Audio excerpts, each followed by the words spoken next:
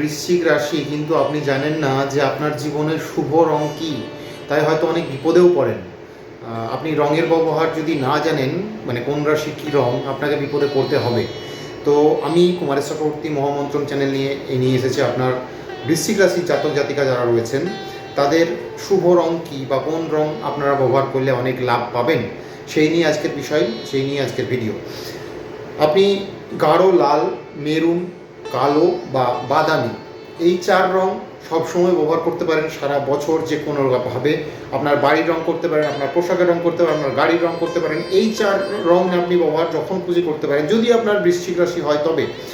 এছাড়া কিছু ক্ষেত্রেও বেগুনি ও সাদাকেও শুভ রং ধরা হয়, সব ক্ষেত্রে নয় কিন্তু কিছু ক্ষেত্রে।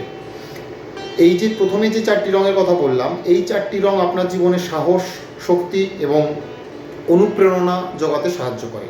সাহস, শক্তি এবং অনুপ্রেরণা জোগাতে সাহায্য করে।